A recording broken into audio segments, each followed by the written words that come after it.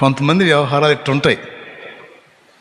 పేషెంట్ల దగ్గరికి పోయినప్పుడు ఏం మాట్లాడాలో, వాళ్ళని ఎలా బలపరచాలో, వాళ్ళని ఆ స్థితి నుంచి ఎలా బయటికి తేవాలో తెలియదు.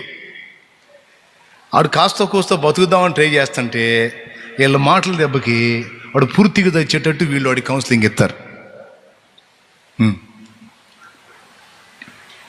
ఒక ఆయన ఇంకొక ఆయనతో అన్నాడంట, బెడ్ మీద ఉండి ఏడుస్తుంటే, ఎందుకురా ఏడుస్తావు అంటే, నేను వెళ్ళే అని అంట. ఎదురా చచ్చిపోతున్నానని బాధగా ఉందా, భయంగా ఉందా అని అంట. లేదులేరా, అమ్మా నాన్న కుటుంబం ఉన్నారు కదా, వాళ్ళ పరిస్థితి ఏమైద్దో అని అంటే, వాళ్ళ గురించి ఎందుకురా నీకు బాధ, నేను లేనంట అంటే ఏంది, నువ్వు ప్రశాంతంగా చావురా, నువ్వేం ఇబ్బంది పడవాకు, నేను చూసుకుంటాలే, నీకెందుకు, నువ్వు ప్రశాంతంగా చావని. ఇట్లాంటి సోదరులు కూడా ఉంటారు. నేను మీకు చెబుతున్నా,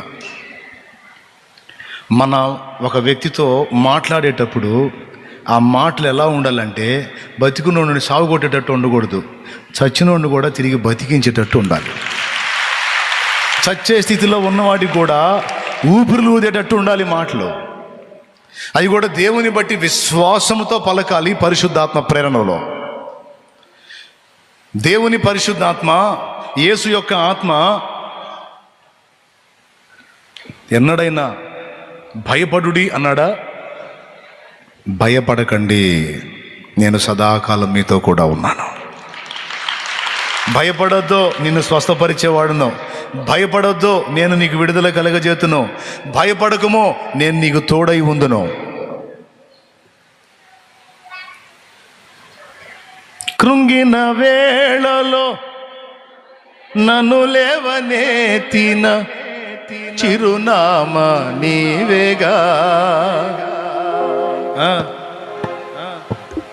కృంగిన వారిని లేవనెత్తేటువంటి మాటలు, అలసి సొలసిన వారిని ఓరడించేటువంటి మాటలు, ధైర్యము చెడిన వారికి ఊతమిచ్చేటువంటి వాక్కులు, దేవుడు అందించే వాక్కులు, దేవుని ఆత్మ సంబంధులు, దేవుని పిల్లలో వాళ్ళ నోటిని దేవుడు ప్రేరేపించి, హృదయాన్ని ప్రేరేపించి దేవుడు పలికించే మాటలు అట్లుంటాయి. అలాంటి వాక్కు మనం కలిగి ఉండాలి. అలా కాకుండా దుష్ప్రేరణలు కలిగి దిగజారిపోయిన మాటలు వస్తున్నాయి అంటే మనల్ని సైతానుగాడు శోధిస్తున్నాడని అర్థం. మన పక్కన వాళ్ళ దగ్గర ఆ మాటలు వస్తున్నాయి అంటే ఆడికొచ్చి పని చేస్తున్నాడని అర్థం.